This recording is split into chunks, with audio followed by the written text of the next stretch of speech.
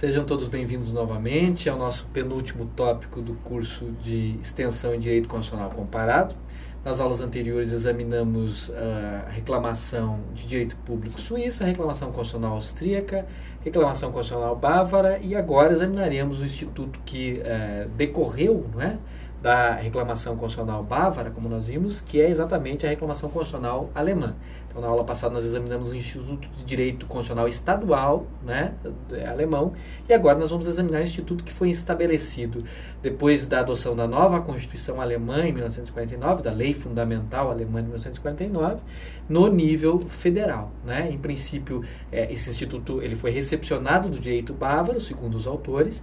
Ele não foi recepcionado num primeiro momento em nível constitucional, ele foi recepcionado pelo direito federal em nível infraconstitucional, foi uma lei regulamentadora do Tribunal Constitucional Federal, criado pela Constituição Alemã de 1949, que estatuiu a reclamação constitucional em nível federal, mas posteriormente foi incluído, como nós veremos, no texto constitucional, por emenda à Constituição, por força de uma reforma constitucional. Então, é um instituto que hoje se encontra também constitucionalizado no direito constitucional federal alemão, né? Então, a origem dele é efetivamente a lei fundamental, Grundgesetz, como nós sabemos, é lei fundamental em alemão, era inicialmente uma constituição criada logo após o final da Segunda Guerra Mundial, cujo objetivo era exatamente ser uma lei provisória, para que posteriormente ela fosse substituída por uma Constituição, mas que acabou se tornando permanente, especialmente depois da queda do Muro de Berlim, da unificação das duas Alemanhas, acabou sendo estendida para a antiga Alemanha Oriental e acabou se tornando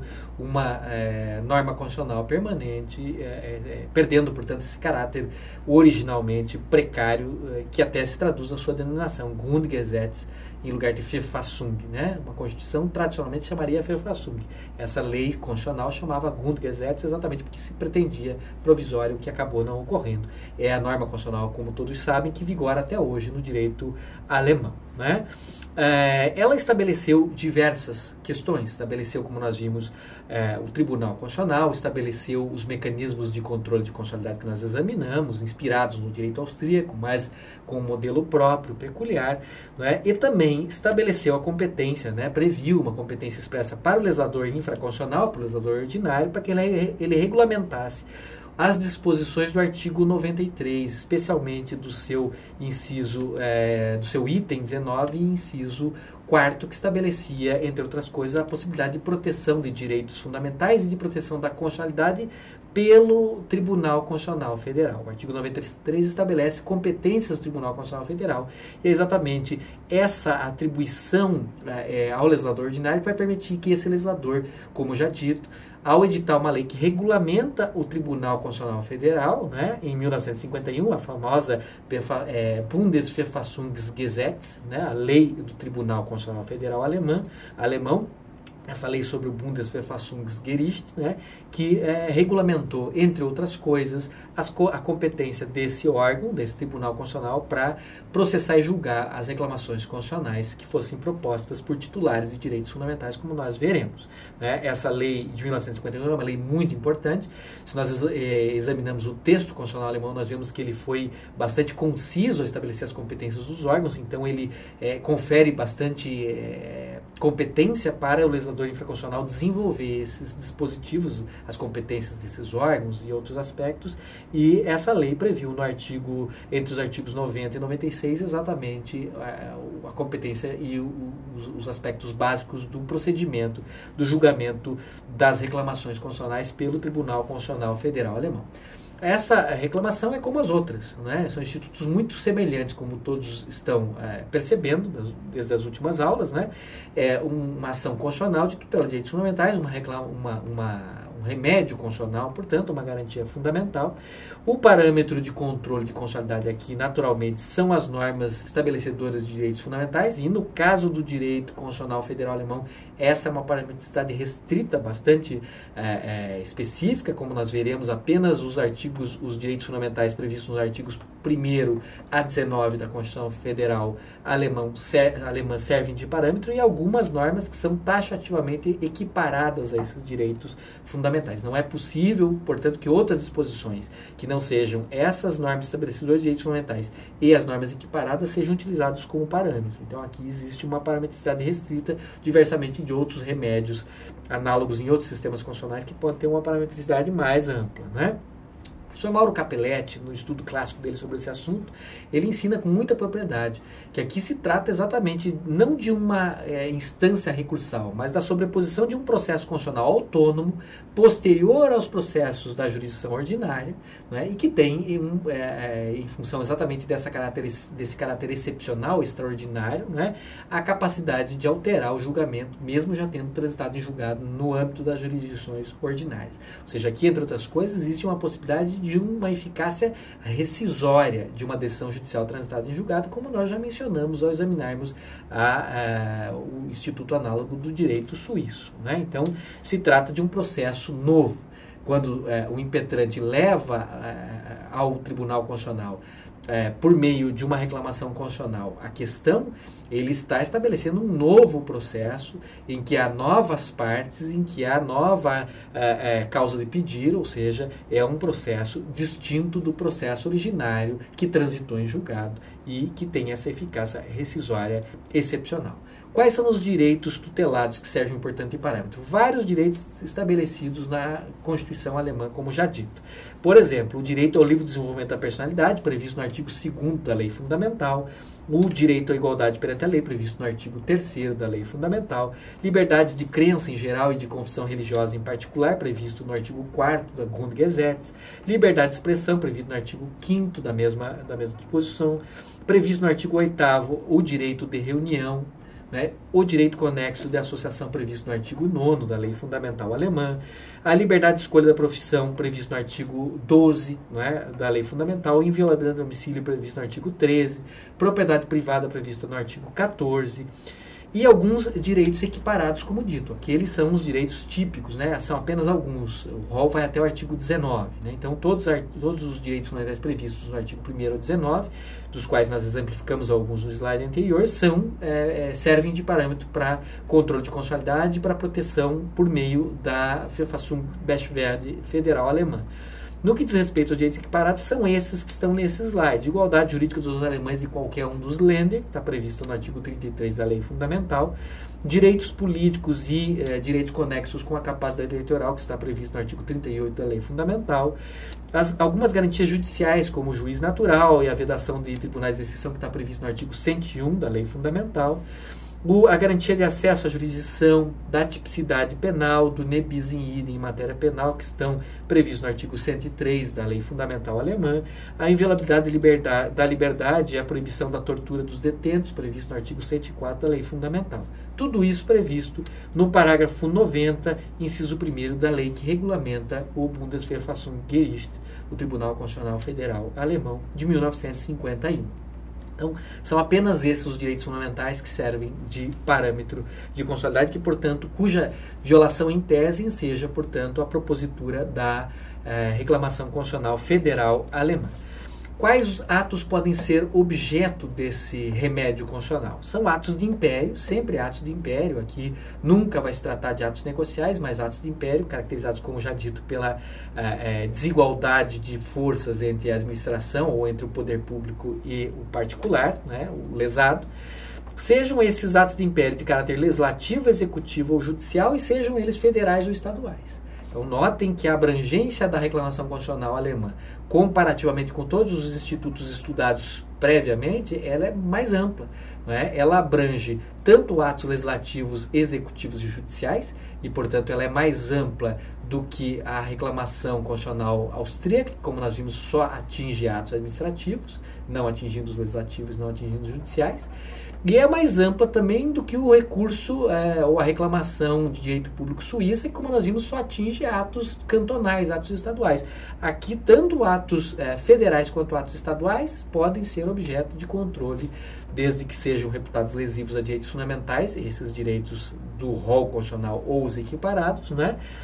Sejam eles federais ou estaduais, não importa. Né? Então, a abrangência, em termos de abrangência, essa ação constitucional é a mais abrangente. Né? Ela efetivamente abrange todos os atos de império do Poder Legislativo, Executivo e Judiciário Federal e dos poderes executivos, legislativos e federais e estaduais, bastante abrangentes, portanto.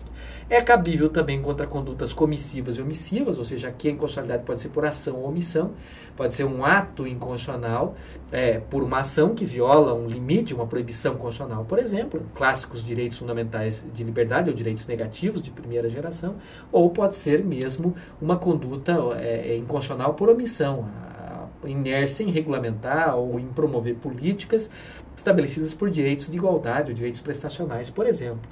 Mas aqui existe uma visão restritiva do Tribunal Constitucional Federal Alemão. Ele tem entendido na sua jurisprudência que aqui só caberia o controle se a omissão for parcial, não no caso da omissão total. A legitimidade ativa aqui é um tanto quanto intuitiva, né? Sempre vai ser do titular do direito fundamental ou do direito equiparado ao direito fundamental, ainda que ele seja estrangeiro, ainda que ele seja pessoa jurídica. Então, é uma legitimidade ativa bastante ampla, estando condicionada apenas a essa questão da titularidade do direito fundamental que se alega violado como pressuposto, né, para o ingresso, para a impetração da reclamação constitucional. Existem algumas questões também restritivas no que diz respeito ao cabimento, né, como, por exemplo, a exigência que o Tribunal Constitucional Federal Alemão tem feito de que o dano seja um dano atual para que haja interesse de agir, ou seja, pode ser um mero temor remoto de ser afetado negativamente por um ato legislativo, ou por um ato judicial, ou por um ato administrativo, mas tem que haver uma certa atualidade, né, um risco, um perigo de efetiva lesão ao direito fundamental para que haja a possibilidade de impetração da reclamação constitucional, né? Além desse requisito de atualidade, ainda existe um requisito que essa lesão seja direta, né? Ou seja, tem que se tratar de uma afetação de um interesse imediato do impetrante, não do interesse meramente imediato. Em casos excepcionais, parece ser possível, quando há um interesse decorrente de interesse de terceiro. Mas a situação tem que ser particularmente grave. Em geral, a afetação tem que ser direta, ou seja, o interesse tem que ser do próprio impetrante, né?